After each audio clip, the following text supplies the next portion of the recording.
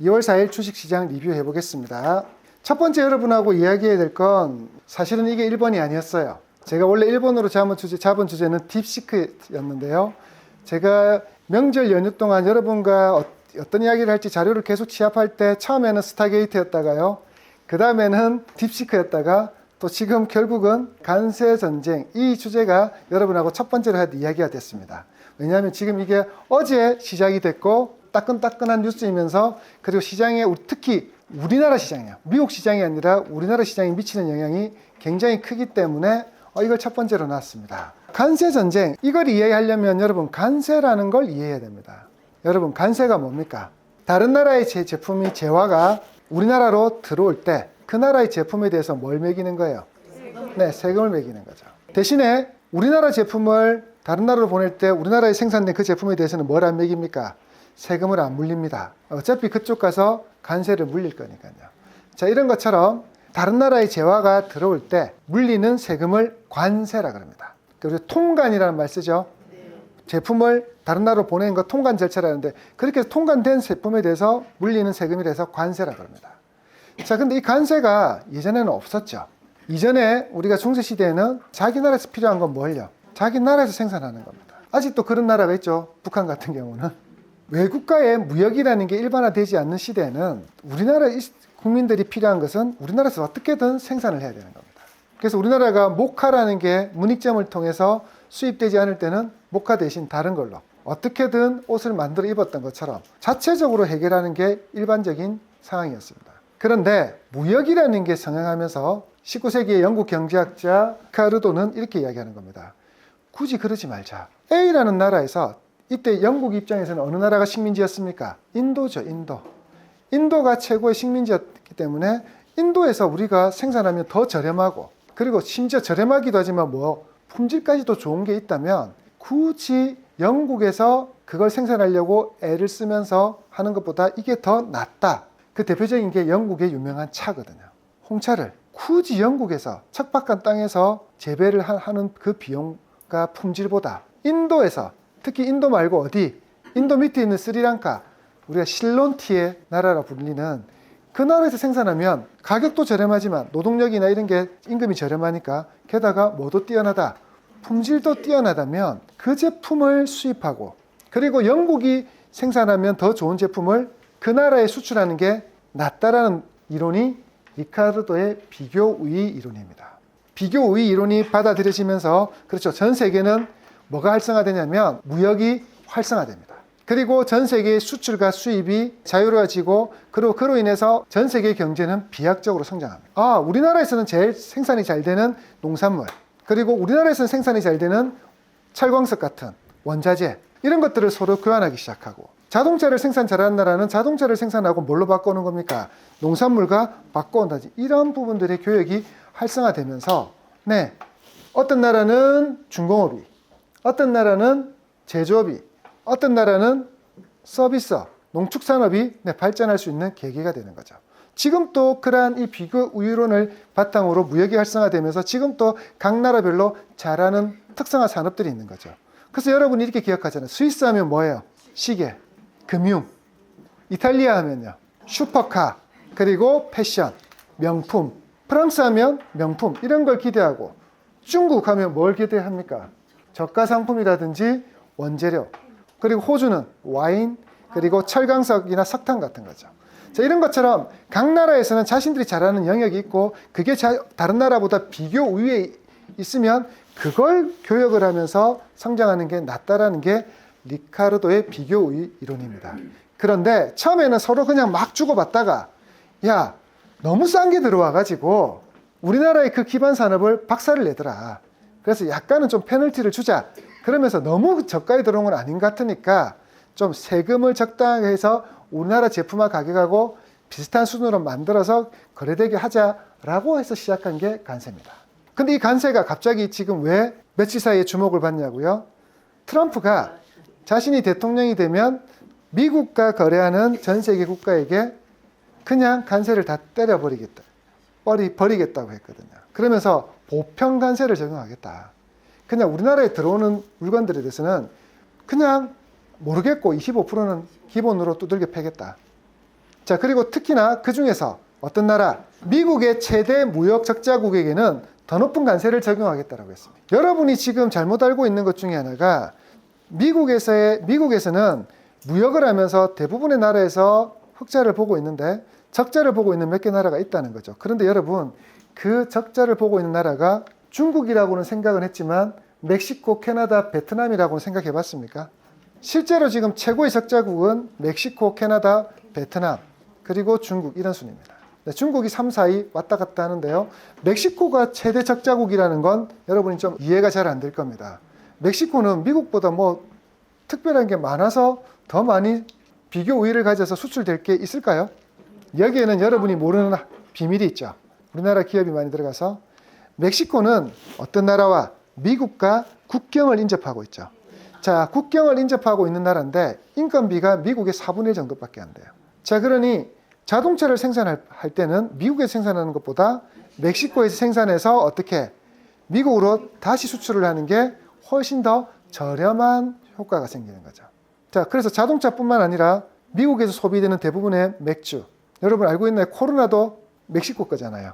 근데 그 코로나가 미국의 최대 맥주 회사 버드와이저도 인수하면서 거의 대부분의 미국에서 생산되는 뭐 중국에 수입되고 베트남에 수입되는 소비재들 말고 대부분의 소비재들이 멕시코에 생산되고 그 생산된 것이 이렇게 다시 재수출되다 보니까 무역 수지상으로는 멕시코가 미국에서 엄청난 무역 적자국이 된 거죠. 자, 같은 논리로 캐나다도 어느 나라랑 미국과 또 국경을 맞대고 있죠. 그러면서 캐나다에서 생산되는 게 유리한 것들, 특히 캐나다는 미국에서 생산을 의뢰하는 것보다 이런 게 많습니다. 자기 나라에서 좀 많이 생산되는 가스, 셰일가스라든지 셰일석유라든지, 그리고 여기서 전 또 이번에 처음 알았는데 미국에서 유통되는 방울토마토는 다 캐나다산이랍니다. 농산물도 또 캐나다에서 수입이 많이 된다 그러네요. 그러면서 캐나다도 무역적자국이 된 거죠. 그리고 중국은 여러분 이제 다 알 거고요. 엄청나게 중국 제품이 미국에, 우리나라처럼 미국에 소비 많이 되니까 그런 거고, 실제로 지금 전자제품이 이제 삼성도 중국의 전자제품한테 추월을 당하고 있어요.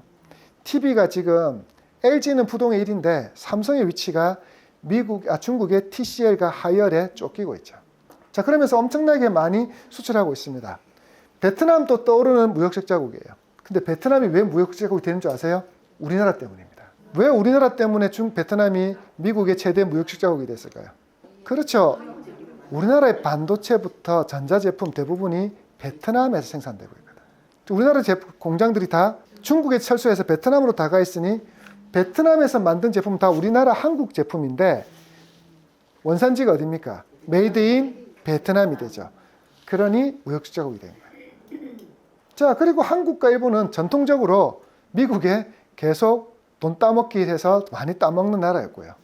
자, 그러니 모든 나라에는 보편관세, 유럽 같은 나라한테는 보편관세를 정해서 25% 정도 하겠고, 그리고 이런 나라들, 아까 말 미국의 최대 무역적자를 유발하는 나라에는 뭘 하겠다? 6개 나라에는 적대적, 그러니까 엄청나게 큰 관세를 매기겠다 했죠. 자, 그래서 아직 한국, 일본한테는 얼마를 하겠다는 말은 안 했어. 근데 일단 보편관세는 몇 프로? 25. 근데 여기서 얼마를 더 때릴지는 모르겠어. 기다려 봐야 돼. 근데 얘들이 지금 뭐부터 때렸어요?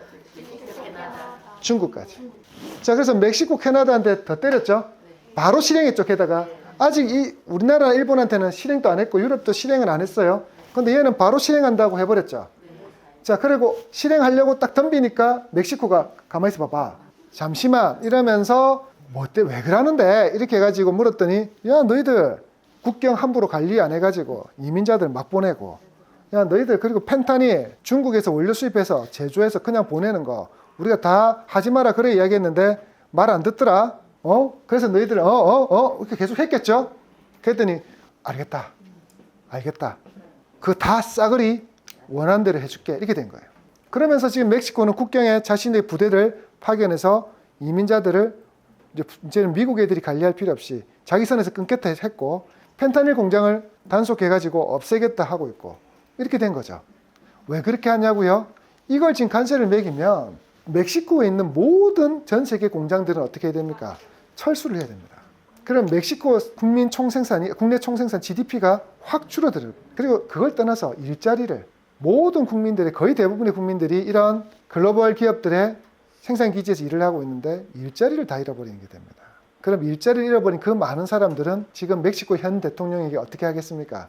피올라 대통령이 어떻게 할까요? 표를 찍을까요? 찍는 걸 떠나서 바로 데모가 일어날 겁니다. 자, 그렇게 되니까 이 멕시코 대통령 입장에서는 좋든 싫든 뭐 해야 됩니까? 받아들일 수밖에 없는 상황이죠. 캐나다 트리도 총리는 이미 물러났습니다. 근데 아직 대체자를 못 찾아서 하고 있는데 얘 물러나기 전에 제일 먼저 한 게 뭔지 압니까? 제일 마지막으로 한 게 바로 미국 가서 트럼프 안 만나도 거절당하고 두 번째 무릎 꿇고 한번 만나도 해서 만난 겁니다. 만났는데 트럼프가 아이고 미국 51번째 주지사님께서 오셨네요 이렇게 이야기합니다. 한 나라의 대통령한테. 자, 그래서 관세가 무서우면 뭐라 하냐면 우리나라의 51번째 주에 편입되라는 이런 모욕적인 말까지 합니다. 그리고 그렇게 할 수 있는 가장 강력한 배경은 캐나다 너희들 우리한테 수출 안 하면 못 먹고 산다. 실제 경제 구조가 그렇습니다. 그러니 굉장히 굴욕을 당하면서도 원하는 대로 다 하겠습니다. 지금 하고 있어요. 그래서 지금 멕시코와 캐나다는 유예를 당했죠. 일단 한 달 지켜봐 줄게. 우리가 시키는 대로 하는지 한 달 동안 관찰하고 그게 받아들여지면 그게 실행되는 거 보고 하겠다라고 했습니다. 그러니까 이게 이제 해결되고 나니까 오늘 바로 중국한테 했죠. 그러니까 중국이 또 바로 뭐 했습니까? 보복 관세. 아이고 니만 관세하나. 우리도 할게. 자, 그래서 사실은 오늘 아침에 캐나다와 멕시코에 특히 멕시코는 어제 저녁에 그리고 캐나다는 오늘 새벽에 관세 한 달 유예를 한다 그랬거든요. 어제 관세 전쟁이 일어난다고 하면서 주가가 급락했잖아요. 우리나라 주지수가 60포인트 이상 떨어졌잖아요. 코스피 지수가. 미친 듯이 떨어졌는데 오늘 그거 한 달 유예했으니까 시장이 이렇게 받아들인 겁니다. 어제 떨어진 건 이런 겁니다. 야, 정말 미친 줄은 알았지만 그래도 하겠나 싶었는데 왜? 관세 전쟁을 한다는 건 이 나라만 안 좋은 게 아니라 미국에도 안 좋아요. 뒤에 설명하겠지만 그런데 진짜 해버리니까 어제 주가가 폭락해버린 겁니다. 우리나라는 왜 그렇게 크게 폭락했냐? 일본도 크게 폭락했죠. 왜? 수출 위주의 경제니까. 대한민국도 수출을 하지 않고는 못 사는 나라입니다. 특히 전체 수출의 대부분이 미국에서 이루어지고 있는 나라에서 미국 수출이 관세로 부과돼서 25% 부과되면 과연 현대차를 살까요? 비싸진 차를 살까요? 못 산다니까요. 이렇게 되니까 우리나라 증시는 어제 초토화가 된 겁니다.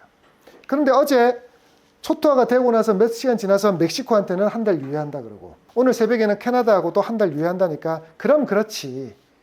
일단은 뭐 위협을 주고 겁주고 말겠지라고 시장에서 받아들인 거예요. 자, 그래서 주가 또 올랐다. 근데 장중에 중국이 또 엄한 짓을 하죠. 가만히 있으면 되는데 시진핑이 트럼프한테 무릎 꿇기 싫으니까 어떻게 합니까? 우리도 때리라 이러면서 관세를 또 합니다. 그리고 미국 기업 다 조사해라. 그러면서 구글을 안드로이드 폰에 사용되는 그 구글 그쪽에 반독점법 조사하겠다. 해프에서 미국 기업을 또 괴롭히죠. 미국이 하던 짓을 중국이 또 똑같이 하고 있습니다. 우리는 지금 기다리고 있습니다. 자, 그런 상황이 된 거죠. 그러면서 중국이 보복 관세를 하니까 장중에 12시 한 50분 이후로 또 급락을 합니다. 확 올랐다가 오른 걸 절반 이상 또 뱉어내는 그런 일들이 벌어졌죠. 근데 이렇게 이야기하면 미국은 자기들 이익을 위해서 참 별짓을 다 하는구나 생각하죠. 맞습니까? 그럼 우리는 이렇게 의문을 가져봐야 됩니다. 정말 미국에게 이익이 되는 정책일까? 관세를 매기면 진짜 미국한테 이익이 될까요? 트럼프는 계속 이렇게 이야기합니다. 관세만큼 아름다운 단어는 없다. 관세는 정말 아름다운 단어고 미국의 모든 문제는 관세로 다 해결할 수 있다 이렇게 이야기합니다. 근데 이거 저는 트럼프가 저도 아는 이야기를 트럼프도 모르진 않을 건데 무식하게 밀어붙이고 있는 느낌인데요. 미국에게도 이익이 되지 않습니다. 특히 누구에게? 미국의 국민들에게 절대 이익이 되는 게 아닙니다. 지금 아까 다시 돌아와서 리카르도의 비교우위 이론에 따르면 미국에서 생산되는 게 유리한 제품이 있고 다른 나라에서 수입하는 게 유리한 제품이 있다는 거잖아요. 특히나 이러한 무역 간행이 100년 이상 지속되어 오는 동안 미국에서는 여러분 코로나 사태 때 보셨나요? 마스크 하나 생산할 공장이 없고 휴지가 자기 나라의 자체로 생산할 수도 없는 상황입니다. 그게 다 비교 이론으로 생산이 가장 유리한 나라에서만 생산하게 하고 그런 공장들이 다 없어졌기 때문이죠. 실제로 대한민국도 마스크가 없었던 거죠. 다 수입을 중국에서 해왔으니까요. 부랴부랴 우리도 마스크 기계 해가지고 만든다고 시겁했죠. 그런 상황인데 미국에서 갑자기 모든 제품을 미국 제품으로 대체할 수도 없다면 미국 국민들은 관세가 부과된 이 높은 가격의 제품을 어떻게 해야 됩니까? 억지로 사야 되는 거죠. 다만 예전만큼 많이 사지는 못하더라도 소비를 해야 되는 상황이 되니까 미국 국민들이 가장 피해를 입을걸요. 그리고 한국의 부품을 가지고 제품을 만들어서 해야 되는 기업들 입장에서는 또다시 자기들의 제품 가격도 높아집니다. 예를 들어 미국의 자동차 같은 경우. 미국의 자동차에 우리나라 전기 2차 전지 배터리와 그리고 자동차 부품들이 꽤 많이 들어가는데 그것들은 가격들도 같이 올라지는 거죠. 그러면 미국에도 안 좋아지는 거예요. 그리고 미국에게 이렇게 해서 안 좋아지는 게 결국 뭘 끌어올리기 때문에 안 좋습니까? 물가를 끌어올리는 거예요. 물가를 끌어올리면 이거 금리 인하는 물 건너가는 이야기가 됩니다. 미국은 계속 고금리 상태로 유지되면서 엄청나게 경제위기에 빠질 수 있는 상황이 되죠. 글쎄요, 저걸 계속 고집할까? 그래서 저는 이렇게 생각합니다.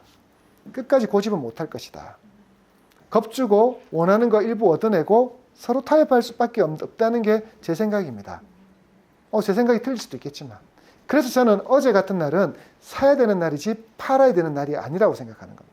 합리적으로 판단하면 보입니다. 두려움에 떨지 마시고. 자, 그러면 어쨌든 관세 전쟁은 시작됐으니 이제 수혜주와 피해주를 봐야 되겠죠. 수혜주는요, 관세가 물리는 기업은 피해주고 관세가 없는 제품을 수출하는 것은 수혜주가 되겠죠. 자, 제일 첫 번째 수혜주는 엔터입니다. 엔터는 물건을 수출하는 게 아니잖아요. 그냥 사람이 이동해서 노래하고 춤추고 공연을 하는 거잖아요.